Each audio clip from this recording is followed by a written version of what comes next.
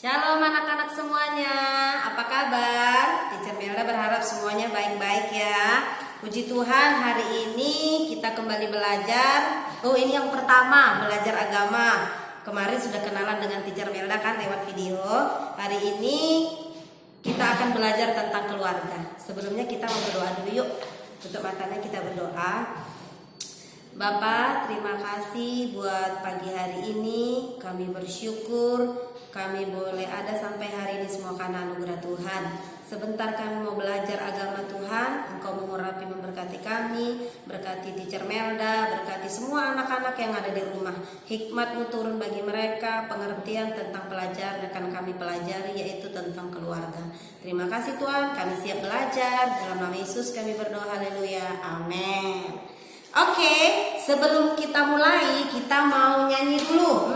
Di bukunya itu ada halaman pertama. Ada nyanyi Yesus di dalam rumahku. Kita nyanyi dulu yuk sama-sama. Lihat bukunya kalau belum tahu, kalau sudah kita nyanyi bersama-sama. Yesus di dalam rumahku, senang-senanglah, senang-senanglah, senang-senanglah. Yesus di dalam rumahku, senang-senanglah, senang-senanglah. When Jesus in my family, happy, happy, ho, happy, happy, ho, happy, happy, ho. When Jesus in my family, happy, happy, ho, happy, happy, ho. Nanti di rumah boleh dilanjutkan lagi sama papanya ya. Jadi lagunya itu bilang, ketika Tuhan Yesus ada dalam keluargaku, berarti keluarga itu penuh dengan sukacita, damai sejahtera, dan kebahagiaan. Oke, hari ini kita belajar tentang keluargaku. Mungkin ada yang bertanya, ada yang tahu nggak pengertian keluarga itu apa? Teacher Melda, keluarga itu apa sih?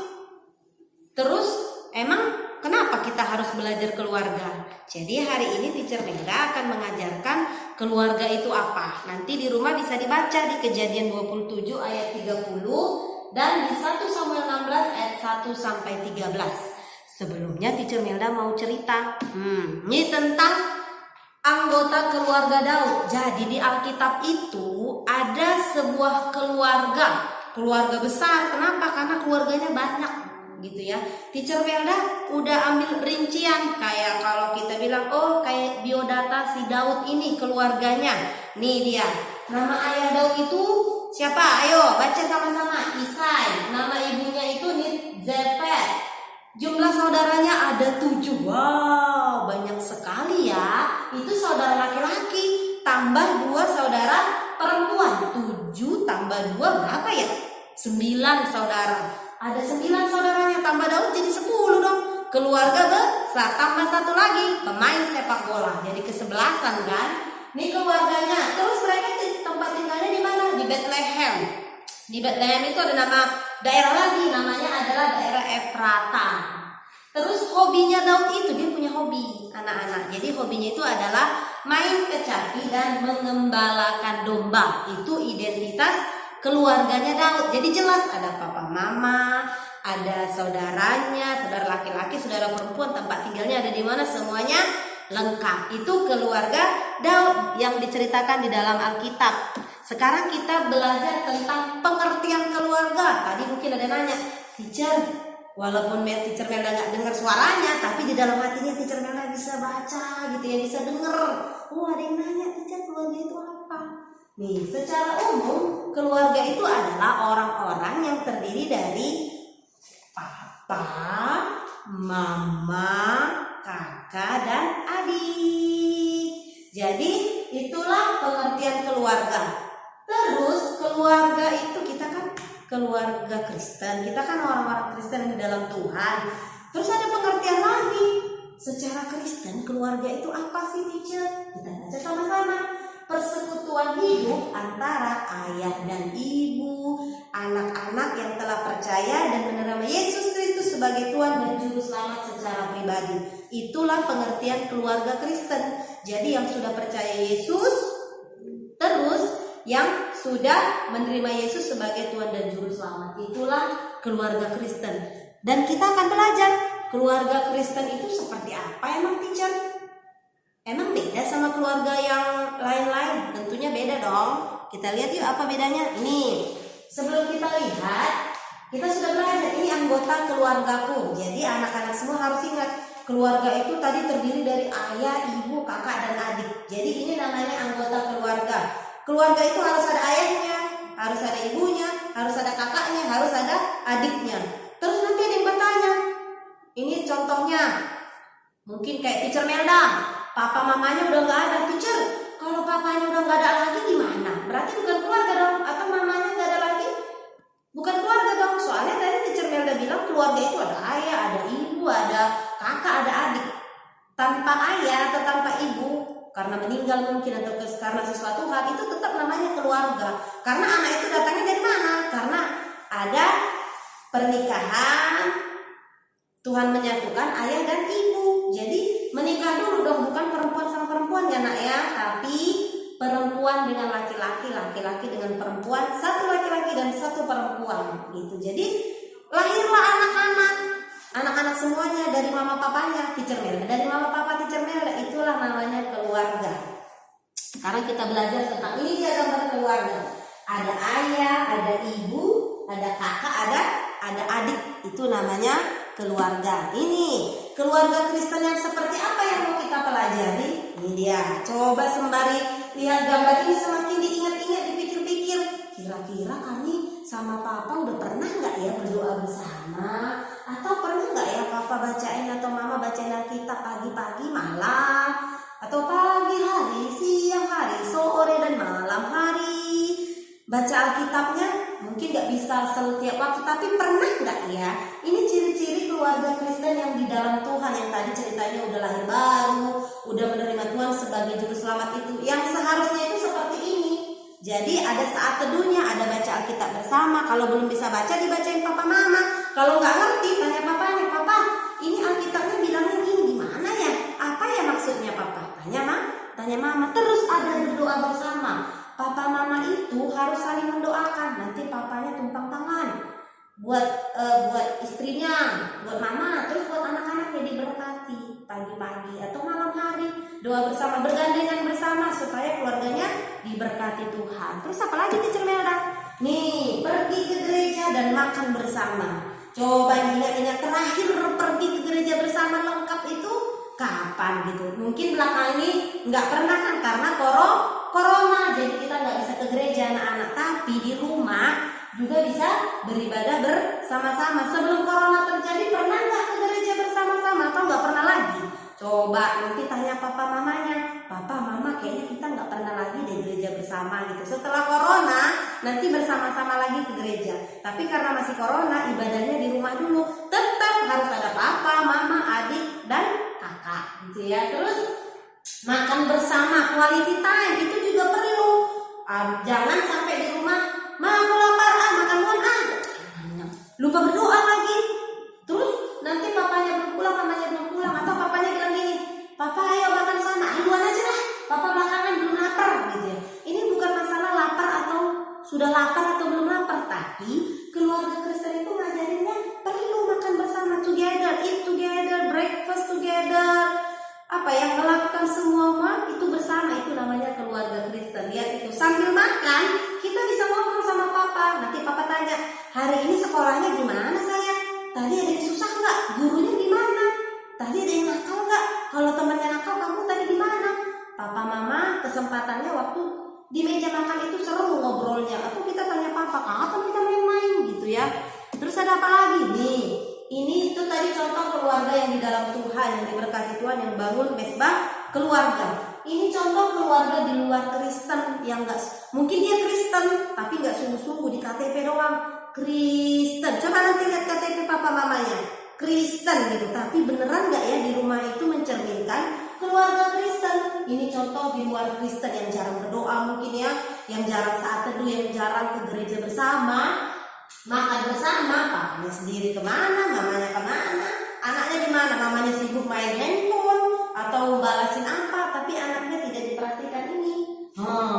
Akhirnya nih gambar pertama ini di depan anaknya papa mama berantem. Siapa ya? Gak usah malu-malu, jawab di hati aja ya, angkat tangan hati-hati. Siapa yang pernah lihat papa mamanya berantem seperti ini? Teacher Melda nggak lihat. Tapi Teacher Melda pernah lihat papa mama Teacher Melda berantem. Pernah. Waktu itu sedih. Kenapa? Ya karena itu tadi. Papa mama Teacher Melda mungkin nggak sama-sama ke gereja, jarang berdoa, jarang bacain firman. Akhirnya terjadi deh. Terus yang kedua apa lagi yang terjadi? Anaknya nggak hormat, nggak obey sama parentnya, itu melawan. Mama jadi ngomong, nggak mau dengar, I don't want to listen. Sama mamanya dia bilang gitu, nggak mau dengar apa-apa. Terus telinganya ditutup. Enggak. Biarin aja mamanya ngomong apa aja. Itu not polite, nggak sopan, tidak dengar-dengaran kepada orang tua. Ini dia contohnya. Anak jadi memberontak sama orang tua. Jadi atmosfer di rumahnya, suasana di rumahnya itu terasa panas gitu. Pengennya marah aja, pengennya benci aja. Itulah contoh keluarga yang di luar Kristen. Tapi Teacher Melda percaya anak-anak semuanya tidak seperti gambar yang terakhir ini ya, dan jangan sampai terjadi. Terus nih, Teacher Melda mau conclusion, kesimpulannya keluarga Kristen itu seharusnya itu seperti apa sih? Lewat gambar yang kita pelajarin tadi itu harus saling mengasihi. Papa mengasihi mama, mama juga ke papa dan mama sayang anak-anak. Sebaliknya anak-anak juga harus sayang sama orang tua. Gimana caranya? Ya tadi harus taat sama orang tua. Terus ada berdoa dan beribadah bersama di rumah itu contoh keluarga Kristen. Nanti coba ditik ya di dalam hatinya mungkin, atau coba tanya papa mamanya, kok kita nggak pernah kayak gini ya Pak, kayak kata Teacher Melda. Atau kalau sudah melakukan, puji Tuhan, Teacher Melda kasih thumbs up, kasih jempol, hebat keluarganya ya, Tuhan Yesus hebat. Terus yang terakhir itu anak menghormati orang tuanya. Teacher Melda ingat satu lagu, hai anak-anak, taatilah orang tuamu di dalam Tuhan, karena haruslah demikian. Efesus 1 ayat 6. Jadi Efesus 1 terbalik Teacher Melda, maklum Teacher Melda itu banyak pikiran. Efesus 6 ayat 1. Kita nyanyi sekali lagi ya. Hai anak-anak, taatilah orang tuamu di dalam Tuhan, karena haruslah demikian. Efesus 6 ayat 1. Efesus 6 ayat 1. Oke, yang benar itu 6 ayat 1 ya nak, maafkan Teacher Melda tadi agak keseleo. Yang benar adalah yang terakhir. Jadi sebagai anak-anak Tuhan, kita harus dengar-dengaran kepada orang tua, karena orang tua itu adalah wakilnya Tuhan. Teacher, papa aku kan jahat, mama aku itu marah-marah terus, males aku obey teacher. Sekalipun menurut kamu papa mama itu jahat, kamu tetap tidak boleh melawan orang tua. Kamu lahir dari rahim mama, tak boleh. Tidak boleh. Kalau kamu kesel sama mama, kesel sama papa, tinggal berdoa sama Tuhan. Tuhan tolong dong, hari ini aku kesel sama mama, aku kesel sama papa, dia marah-marah, papa nggak pernah ada waktu. Berdoa sama Tuhan, nanti Tuhan ubahkan papanya, ubahkan mamanya. Tapi tidak boleh melawan, tidak boleh tidak hormat sama orang tua. Mengerti ya? Ya. Jadi pelajaran kita tadi sudah jelas ya, tentang keluarga, mengenal keluarga itu siapa, terus bagian-bagian keluarganya. Nanti setelah ini Teacher Melda WA ada tugasnya, tapi nanti aja, tidak di sini ya. Nanti Teacher Melda japri. Waktu ngasih tugas, tolong jangan lama kali ya nak ya. Teacher Melda tunggu paling 24 jam, jangan sampai minggu depan baru dikasih. Teacher Meldanya pusing nanti carinya ada di mana. Kalau tidak mengerti boleh japri teacher ya, kayaknya aku nggak ngerti gitu ya nak. Oke, hari ini pelajaran kita selesai. Sekali lagi Teacher Melda bacakan Efesus 6 ayat 1. Hai anak-anak, taatilah orang tuamu di dalam Tuhan, karena haruslah demikian. Oke, kita tutup dalam doa. Tuhan Yesus, kami bersyukur hari ini kami sudah bersama-sama belajar tentang keluarga dan bagaimana keluarga Kristen yang sesungguhnya. Tuhan, sebagai anak-anak kami berdoa Biar Tuhan memberkati seluruh anak-anak yang ada di rumah. Biar apa yang mereka dengar lewat pembelajaran ini mereka lihat, mereka terapkan, mereka menjadi anak-anak yang takut akan Tuhan, dengar-dengaran kepada papa mama. Berkati juga papa mama mereka, apapun yang dikerjakan Tuhan buat berhasil. Biar papa mama boleh terus belajar, memberikan teladan contoh yang baik bagi anak-anak mereka. Terima kasih Tuhan, kami bersyukur, dalam nama Yesus kami berdoa. Mari percaya diberkati, sama-sama katakan amin. Terima kasih.